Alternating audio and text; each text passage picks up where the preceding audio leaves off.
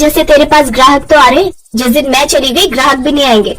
कौन जाएगा कौन नहीं ये तो कल पता चलेगा। अगले दिन पिंकी ने दुकान नहीं खोली और कुछ गुंडों के पास चली गई। ये लो 5,000 और उस रिचा का ठेला कल से इस मार्केट में दिखना नहीं चाहिए। ठीक है, अब तो जाए यहाँ से, कल से उसका ठेला दिखाई नहीं देगा। अगले दिन कुछ गुंडे रिचा की दुकान पर आए और उसकी दुकान तोड़ फोड़ कर चले गए। रिचा को बिल्कुल समझ में नहीं आया कि आखिर हुआ क्या। अब इस मार्केट में मैं अकेला राज करूंगी। कमबख्त, क्या कह रही थी कि मेरी वजह से तेरी दुकान पर ग्राहक आते हैं। अब देखती हूँ क्या करती है। हमसे पंगा ले रही थी। रिचा के गोलगप्पे खाने के लिए कुछ ग्राहक वहाँ पर आए, लेकिन पानीपुरी का ठेला ना लगा देखकर वो सीधा पिंकी की दुकान पर चले गए। अरे पिंकी बहन, पानीपुरी वाली कहाँ चली गई? पानीपुरी खाने से पेट खराब होता है, स्ट्रॉबेरी का जूस पीजिए और चेहरे पर चमक लाइए। वो पानीपुरी वाली सब कुछ छोड़कर गांव भाग गई है, अब कभी नहीं आएगी। रिचा और पिंकी दोनों सौतेली बहन थी और दोनों ही अनाथ थी। उनके माता पिता का देहांत हो गया था। रिचा रोते हुए अपने माता पिता को ही याद कर रही थी। माँ, पिताजी, मैं हमेशा पिंकी को अपनी सगी बहन ही मानती थी। भले ही वो मेरी सौतेली बहन है, लेकिन उसने तो मेरे साथ दुश्मनों जैसा बर्ताव किया। कुछ दिनों बाद जहाँ पर रिचा पानीपुरी का ठेला लगाती थी, उसी जगह पर उस गुंडे ने अपना ठेला लगा लिया, जिसके पास पिंकी मदद मांगने गई थी। वहाँ पर वो पानीपुरी के साथ स्ट्रॉबेरी और मैंगो का जूस भी बेचने लगा। पिंकी ऊपर ही ऊपर मुस्कुरा रही थी, लेकिन अंदर ही अंदर वो डर रही थी। इस दो कौड़ी के गुंडे ने मेरी दुकान के सामने स्ट्रॉबेरी और पानीपुरी का बिजनेस एक साथ खोल लिया। मैं तो सिर्फ स्ट्रॉबेरी का जूस बेचती हूँ, अब क्या होगा।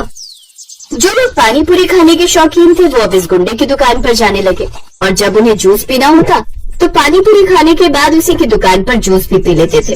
और इस तरह पिंकी का धंधा धीरे धीरे ठप पड़ गया। इससे अच्छा तो रिचा ही थी, कम से कम उसके ग्राहक मेरी दुकान पर तो आते थे। अब इस गुंडे से मैं कुछ कह भी नहीं सकती, वरना मेरा ठेला भी पलटा देगा। पिंकी को कोई रास्ता नजर नहीं आ रहा था। रात में पिंकी अपने कमरे में अकेली लेटी हुई कुछ सोच रही थी। कहते हैं हर किसी को उसके कर्मों का दंड जरूर मिलता है। जो मैंने रिचा के साथ किया वो मेरे साथ हो गया। अब मैं अपना ठेला तो वहाँ लगा सकती हूँ, लेकिन जब ग्राहक ही नहीं आएंगे तो क्या फायदा। यही सब सोचते सोचते पिंकी सो गई। करीब आधी रात में उसके सपने में उसके माता पिता और उसकी सौतेली माँ यानी रिचा की सगी माँ भी दिखाई दी। बेटा, मैंने तो तुझे हमेशा सिखाया है कि कभी किसी के साथ गलत मत करना, पर तूने मेरी बात नहीं मानी। अरे मानेगी कैसे, हम लोग तो अब जिंदा रहे नहीं। ये सोच रही होगी कि अब कौन सा हमारे माँ बाप मुझे देख रहे हैं। अगर मैं तुझे कोई सलाह दूंगी तो तुझे लगेगा कि मैं रिचा की तरफदारी कर रही हूँ, क्योंकि मैं तेरी सौतेली माँ हूँ। लेकिन अगर तुम दोनों बहनें मिलकर काम करो तो तुम लोगों को कोई नहीं हरा सकता। वो भी बिना किसी से लड़ाई झगड़ा किए, क्योंकि धंधे में लड़ाई झगड़ा नहीं किया जाता। तुम दोनों का अब इस दुनिया में कोई नहीं है, एक दूसरे का सहारा बनो, लड़ो मत। सुबह जब पिंकी की आंख खुली तब वो हैरान रह गई। उसे अपनी गलती का एहसास हो गया था। अब रिचा के पास कई महीनों से कोई काम नहीं होगा। बेचारी की हालत बहुत खराब हो गई होगी। अभी उससे मिलकर आती हूँ। पिंकी बिना नहाए धोए सीधा रिचा के घर पहुंच गई। दीदी, दीदी मुझे माफ कर दो। आपने सही कहा था, आपकी वजह से मेरी दुकान चल रही थी। पिंकी के मुंह से पहली बार दीदी सुनकर रिचा को खुद पर विश्वास नहीं हुआ। फिर कोई नाटक कर रही है ना? मेरा धंधा वैसे ही बंद हो गया और तू सुबह सुबह दिमाग खाने आ गई मेरा। दीदी मैं कोई नाटक नहीं कर रही हूँ, मैं आपको पूरी बात बताती हूँ। आपकी दुकान मैंने ही गुंडों से गिरवाई थी ताकि कोई भी मेरा कॉम्पिटिटर न रहे मार्केट में। हाँ मुझे पता है, मुझे सब कुछ पता है। पिंकी हैरान हो गई, लेकिन उसने शुरू से लेकर लास्ट तक सारी बात रिचा को बता दी। चलो कम से कम इसी बहाने तेरा होश तो ठिकाने आया। देर आए दुरुस्त आए। दीदी ये बड़ी बड़ी कहावतें कहने का वक्त नहीं है। ये बताइए धंधे का क्या होगा? अभी तूने ही तो कहा ना कि माँ ने तुझे बताया था कि दोनों लोग मिलकर काम करो सफल हो जाएगा। लेकिन मिलकर करेंगे क्या? ना ही मैं स्ट्रॉबेरी का ठेला लगा सकती हूँ, ना ही अब आप पानीपुरी का ठेला लगा सकती हैं, क्योंकि वो गुंडा दोनों ही चीजें एक ही ठेले पर बेचने लगा है। देख, तू स्ट्रॉबेरी का जूस बनाती है और मैं पानीपुरी बनाती हूँ, तो अब एक नई डिश तैयार करते हैं। अब हम लोग स्ट्रॉबेरी के जूस का पानीपुरी बनाएंगे, यानी स्ट्रॉबेरी फ्लेवर का पानीपुरी। कैसा लगा आइडिया? अरे वाह दीदी, आप तो जीनियस हो। ये स्ट्रॉबेरी वाला पानीपुरी तो पूरी दुनिया में एकदम नया है। चलिए आज से शुरुआत करते हैं। अब उन दोनों ने एक बार फिर से उसी चौराहे पर ठेला लगाना शुरू किया। अब वो लोग तीखा पानीपुरी भी बेचने लगे और स्ट्रॉबेरी फ्लेवर का पानीपुरी भी, जिससे पब्लिक उनके पास बहुत ज्यादा आने लगी, क्योंकि उन्हें कुछ नया मिल रहा था। तभी अचानक गुंडे की नजर उन दोनों पर गई। अबे इस घोंचों को देख रहा तू? उस दिन यही आई थी ना इसी लड़की का ठेला गिरवाने के लिए। आज दोनों लोग साथ मिल गई। ठीक है, मैं भी देखता हूँ कि ये लोग कब तक यहाँ टिक पाते हैं। उस गुंडे ने दोनों बहनों को परेशान करना शुरू कर दिया। रिचा और पिंकी पर एक के बाद एक मुसीबत आने लगी, लेकिन दोनों बहनें अब एक हो गई थी। उन्हें तोड़ना आसान नहीं था। गुंडे के बारे में सोचते सोचते दोनों बहनें सो गईं और एक रात फिर से उन दोनों के सपनों में उनके माँ बाप आए। बेटा, कल इस समस्या का भी हल हो जाएगा, तुम दोनों चिंता मत करो। अगले दिन कुछ पुलिस वाले उस गुंडे के ठेले के पास आए। अरे आओ साहब, बताइए जूस पिलाओ या पानी पूरी खाएंगे? वह जल्दी से जगह खाली कर दे, ये सरकारी जगह है, यहाँ बस स्टैंड बनेगा। वो गुंडा बहुत गिड़गिड़ाया लेकिन कुछ फायदा नहीं हुआ। ये देखकर रिचा ने पिंकी से कहा, वैसे पिंकी, तूने मेरा ठेला पलटवार कर बहुत अच्छा किया, वरना आज उस गुंडे की जगह पुलिस मेरा ठेला पलटा रही होती। और वो दोनों बहनें एक साथ ऐसे ही खुशी खुशी रहने लगी।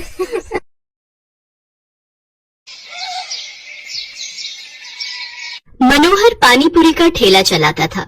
उसकी एक 4 साल की बेटी थी और पत्नी शोभा दोबारा गर्भवती थी। मनोहर का परिवार बढ़ रहा था, इसी चिंता में वो ज्यादा मेहनत करता था। सुबह जल्दी उठकर पानीपुरी बनाने की सारी तैयारी करके मनोहर जल्दी ही काम पर निकल जाता था और शाम तक ठेले पर पानीपुरी बेचता था। मनोहर की पानीपुरी लोगों को बहुत पसंद थी, इसलिए ग्राहक भी आ ही जाते थे। मनोहर, पानीपुरी खिला भाई। आटे की या सूजी की भैया जी? दोनों तरह की खिला दे। है भाई, तेरी पानीपुरी खाने में इतनी स्वादिष्ट होती है कि मजा आ जाता है भाई। हाँ मनोहर भैया, 40 रुपए की पानीपुरी पैक कर देना, पानी थोड़ा ज्यादा कर देना। अभी कर देता हूँ। आने जाने वाले लोगों की नजर मनोहर के ठेले पर पड़ी जाती थी और पानीपुरी तो एक ऐसी चीज है जिसे देखकर मुंह में पानी आ ही जाता है। इसलिए लोग उसके ठेले पर रुककर पानीपुरी खाते और आगे बढ़ते। पर कुछ दिनों से मनोहर के ठेले पर भीड़ आनी कम हो गई थी, क्योंकि मानसून आ गया था और रोजाना ही तेज बारिश आ जाती थी, इसलिए लोग सड़क पर कम रुकते थे। बिक्री पर असर होने से मनोहर की रोजी रोटी पर भी असर पड़ा था। ये लो, रोटी खा लो। शुभा, क्या बात है? चिंता में दिखाई दे रही हो? पूजा कहाँ है? दिखाई नहीं दे रही। वो पड़ोस वाली माला के घर खेलने गई है। वो शरद बाबू आए थे, मकान का किराया मांग रहे थे। बोल रहे थे 15 दिन ऊपर हो गए हैं, उन्हें अगले हफ्ते तक किराया चाहिए, नहीं तो हमें ये घर खाली करना पड़ेगा। उन्हें हमसे ज्यादा किराया देने वाले किराएदार मिल रहे हैं। अरे तू चिंता मत कर, इस हालत में तू चिंता करेगी तो बच्चे पर भी असर पड़ेगा। मैं शरद जी को कल बोल दूंगा, वो मुझे कुछ दिन की मोहलत और दे देंगे। मनोहर शोभा को तसल्ली दे देता है, पर वो खुद ही बहुत परेशान था, क्योंकि उसी शाम जब वो काम से लौट रहा था तो लोगों में बारिश और तूफान को लेकर चर्चा बनी हुई थी। अरे मनोहर, तुमने सुना क्या? मौसम विभाग का कहना है कि अगले 4 दिनों तक भीषण तूफान और बारिश के संकेत हैं भैया। सड़कों पर पानी भरा रहेगा, इसलिए हम सब ने तो सोचा है कि कुछ दिन घर से ही ना निकले। तुम ठीक कह रहा भैया, 2-4 दिन अब घर पर ही रहेंगे। वैसे भी मेरी अच्छी खासी बिक्री हो जाती है, पर डर भी तो है बारिश में अगर बाढ़ आ गई तो, सड़कों पे पानी भर गया तो है, घर नहीं लौट पाए तो। मैं तो सोचकर ही घबरा रहा हूँ भैया। चलो भाई चलो, समय से घर चलते हैं भैया। मनोहर उस शाम को हुई इस बात के बारे में सोच सोच कर करवट बदल रहा था। उसे समझ नहीं आ रहा था कि वो अगले दिन जाए या नहीं, पर उसे मकान का किराया भी चुकाना था, इसलिए वो मकान मालिक शरद से बात करने जाता है। शरद जी, मैं अगले महीने तक आपको किराया दे दूंगा। अभी बारिशों का सीजन है तो काम बिल्कुल भी नहीं है। देख मनोहर, मैंने घर किराए पर देने से पहले ही ये शर्त रखी थी कि मुझे किराया समय पर चाहिए, पर तू हर बार ही किराया लेट कर देता है। अब मैं और देर नहीं कर सकता। तू अगले 2 दिन तक मेरा किराया दे दे, वरना घर खाली कर दे। मेरे पास इतना टाइम नहीं है कि तेरे से बात करूं, मुझे काम से जाना है। मनोहर चिंता में घुला घर लौट आता है। उसके पास कोई और चारा नहीं था, इसलिए वो अगले दिन फिर से पानीपुरी का ठेला लेकर काम पर जाने लगता है। पड़ोस की सुनीता भाभी कह रही थी कि अगले 2 दिनों तक बहुत बारिश होने वाली है, आप 2-3 दिन काम पर ना जाओ तो अच्छा है। शोभा, मैंने शरद जी से बात की थी, वो नहीं मान रहे हैं। उन्हें अगले 2 दिन में किराया चाहिए, इसलिए मुझे पानीपुरी का ठेला लगाने जाना ही होगा। मनोहर घर से निकल पड़ता है। वो ठेला लेकर जब अपनी जगह पर पहुंचा तो उसने देखा आज बहुत कम ठेले वाले खड़े थे। उसे पता था कि सबने पहले ही मना कर दिया था, इसलिए सब 2-3 दिन घर पर ही रहेंगे। मनोहर अभी अपना ठेला तैयार कर ही रहा था कि अचानक तेज बारिश शुरू हो गई और बारिश लगातार तेज होती जा रही थी। मनोहर का पूरा ठेला बारिश के पानी से भीग चुका था। उसका बहुत नुकसान हो गया था। हे भगवान, कितना नुकसान हो गया। सोचा था आज थोड़ी कमाई हो जाएगी तो किराए के थोड़े पैसे देकर शरद जी को संभाल लूंगा, पर अब क्या करूं। आज तो एक पाई की भी कमाई नहीं हुई। अब तो वापस घर जाने के सिवा कोई रास्ता नहीं। घर ही चला जाता हूँ। बारिश का पानी सड़कों पर भर रहा है। अगर कुछ देर और रुका तो यहीं फंस जाऊंगा। मनोहर अपने ठेले को अभी लेकर जा ही रहा था कि अचानक से एक गाड़ी तेजी से आती है और सड़क पर फिसलती हुई एक पेड़ से टकरा जाती है। अचानक हुए ऐसे हादसे से मनोहर दंग रह जाता है। वो देखता है कि गाड़ी एक महिला चला रही थी और बराबर में उसके एक छोटी बच्ची बैठी हुई थी। महिला को ज्यादा चोट आई थी और वो बेहोश हो गई थी। बच्ची को खरोंचे आई थी और वो दर्द से रो रही थी। मनोहर उनके पास जाता है और रोती हुई बच्ची को गोद में उठा लेता है। लोग उसका साथ देने से मना कर देते हैं। जाने ये कौन है? चुप हो जा बेटिया, इसके तो हाथ पर चोट आई है। अगर इन्हें कुछ ही देर में अस्पताल नहीं ले गया तो अनर्थ हो जाएगा। ए भैया, जरा ऑटो रोको। ए भैया, आओ भैया, जरा गाड़ी रोको। कोई रोक ही नहीं रहा। कोई भी मदद करने को तैयार नहीं हो रहा है। मैं इन दोनों को इस हालत में यहाँ मरने के लिए नहीं छोड़ सकता। मेरी आत्मा इसके लिए कभी हाँ नहीं कहेगी। अब मैं क्या करूं? अब तो एक ही रास्ता बचा है। मनोहर को कुछ समझ नहीं आ रहा था। उस महिला की हालत गंभीर होती जा रही थी। उसके खून बह रहा था। मनोहर जल्दी से अपने ठेले का सामान उतारता है और बड़ी मुश्किल से उस औरत को अपने ठेले पर लिटाता है और बच्ची को भी साथ में ठेले पर बिठाकर बारिश में भीगता हुआ बड़ी मुश्किल से एक अस्पताल में पहुंचता है। उसे इस हालत में देखकर अस्पताल के डॉक्टर और नर्स जल्दी से उस महिला को एडमिट करते हैं। मनोहर उस रोती हुई बच्ची को संभाल रहा था। बच्ची के हाथ में चोट थी। मनोहर ने अपने मोबाइल से अपनी पत्नी शोभा को भी फोन कर दिया था ताकि वो परेशान ना हो। कुछ घंटों बाद महिला को होश आता है। वो अपने पति को फोन मिलाती है। कुछ देर बाद उसका पति हॉस्पिटल पहुंचता है और अपनी पत्नी और बच्चे की हालत देखकर घबरा जाता है। डॉक्टर, सुषमा कैसी है? ये सब क्या हो गया? सुषमा, मुझे तो लगा था तुम अपनी मम्मी के घर पहुंच चुकी होगी। रोहित, मैं घर से निकली थी तो बारिश नहीं थी। मैंने सोचा आराम से पहुंच जाऊंगी, पर अचानक पता नहीं क्या हुआ, मैं गाड़ी संभाल नहीं पाई। कीचड़ में वो फिसलती चली गई और उसके बाद तो मुझे होश ही नहीं था। रोहित, ये भैया बहुत अच्छे हैं। आज इन्होंने मेरी और स्वाति की जान बचाई है। आपकी वाइफ ठीक कह रही है। आज की दुनिया में ऐसी मदद कोई नहीं करता। हमने अपनी आंखों से देखा था। ये भैया बारिश में अपने ठेले पर आपकी पत्नी और बच्ची को हॉस्पिटल लेकर आए थे। मैं आपका एहसान किस तरह से चुकाऊंगा?